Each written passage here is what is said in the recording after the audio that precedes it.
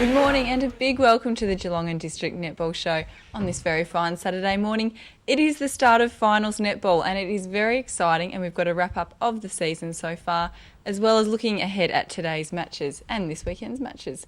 Bertie, good morning to you first up. Good morning, Megan. How are we? Very well, thank you. Excited about the weekend's games? Absolutely. Some close games last week and later on today. Some interesting finals games to be played.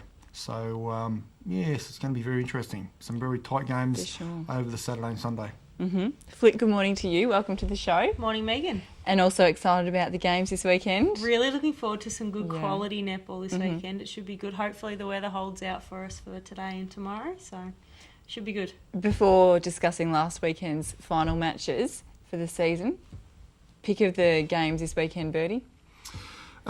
Pick of the games this weekend, let me think. It'd have to be Bellpost Hill and Thompson.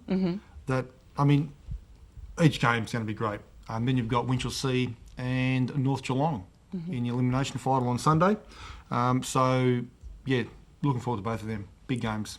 Flick, you're agreeing with that? Yeah, both very good games. Should be good to see. Yeah. So. North Geelong just losing to Thompson last week. Went down by 11 goals. So, look, they're looking really good going into finals, and I'm sure Winch will be up for the challenge. Well, I was going to ask you about that match. Are you surprised by the result? Look, it's really... you would think maybe Thompson would have beaten North by more, I'm thinking. But, there you go. After 18 rounds, we're right at the start of finals now, and North may be just starting to come together as a team. As we all know, they've brought some youngsters into the team this year, and Brooke Young just getting to know Julie Cotter and the way she shoots and working in with the rest of the team. And Zoe Boothroyd also from North Geelong. Just the team trying to gel, and maybe they're starting to come together right at the right time of the season. Definitely. Unfortunately for North, they've only got one chance. Unfortunately, if they go out next week, they're gone, being the elimination final. And Winch would have to be buoyed after their little win last couple of weeks ago against Werribee, and maybe looking at going a bit further than just 1 week. Flick. Definitely at this stage, I believe, but we'll try and have the coach on in the next week or two and see what he says about it as well. That'd be good. Oh, well, yeah, we're going to try and get Winch on next week. Next week. Maybe we don't have to. Let's see. Wait for the weekend to come. I think, though, North do put up a good game when they're on the ball, when they make the most of those turnovers and put them up in the goal. It's a percentage game, netball, so it is. I think they're always a tough side and always so physical. So I think it'll just come down to the day for every team playing in the finals this weekend. And I think also in North, when they have their backs towards the wall, they really come out fighting, and it's... you've got to be on your game that day or else they'll hurt you. That's right. They really will.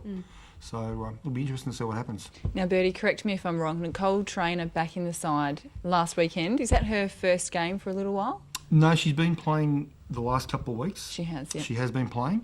I'm not sure how bad her injury is to her back, but I'm sure that Sonia down there is looking after her and nursing her through over the next couple of weeks anyway. It's only 4 more weeks to go of the season. And Thompson may play every week. So they're going to need a fit Nicole Trainer for those 4 weeks that we play netball. And I know you hold Nicole in quite high regard. Absolutely. What difference do you think she will make? What impact will she have on the court? Look, she's a big impact. She's a very smart goaler. She's a very high percentage goaler. She knows when to shoot and she knows when to pass off. She never panics. And she's as cool as a cucumber under pressure. So that type of experience that she's got there, it's hard to fill that void if she's not playing. Bertie, did Nicole play in the final last year? She most certainly did. So she's got that finals experience, which I think helps with Thompson as well, makes them a good side because they have played there before. The finals is a totally different game to anything else during the season. So well, Nicole, before she came to the GDFL, was with Lara, and she coached Lara to 2 or 3 GDFL premierships in the A grade. So she's used to the big time. No big drama for her. And it'll be just interesting to see who Bellpost Hill line up against her this week. And as Terry said when he was on a few weeks ago, she didn't play the day that they played against them and beat them by a goal. So Nicole may be the difference there. It'll be very interesting to see what Terry does as far as trying to combat Nicole and her shooting prowess. Well, we'll talk about that a little further. Firstly, let's take a look at last weekend's matches, though. Corio with a win over Inverleigh. A good game, good solid game for Corio in that one.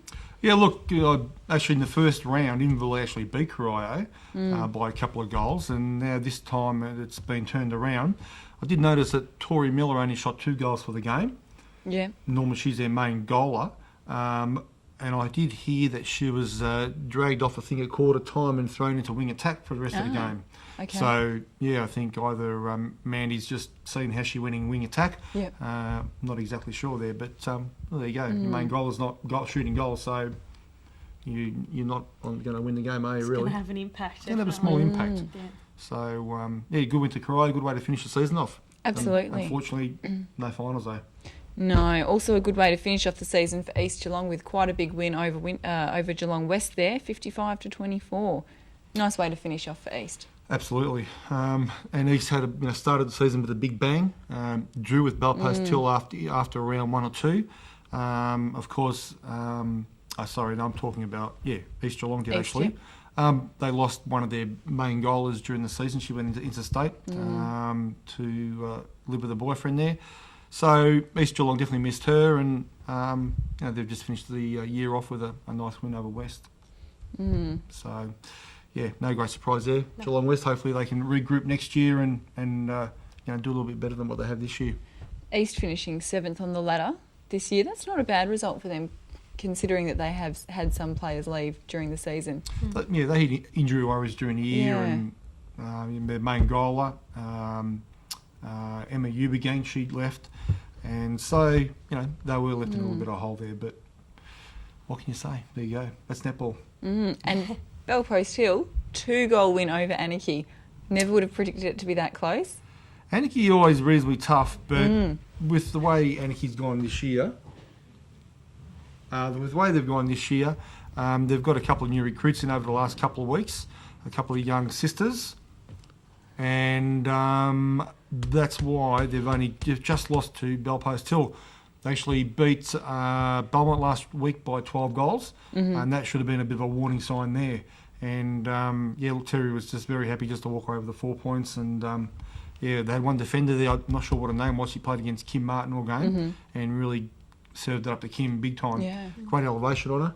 I'd like to see if Anarchy have that same playing structure for next year. It might be a force to be watching out for, I'd say, so if they can keep those girls. So. Absolutely. They can keep the side together what they've got right now. They, speaking to Terry during the week, he said that they'll be a force next year. Definitely. Flick, you guys had a big win over Belmont. You'd be happy with that one? Yep, definitely. Very happy with that. 33 goals. Very happy. All right, we'll take a short break and we'll be back in just a moment.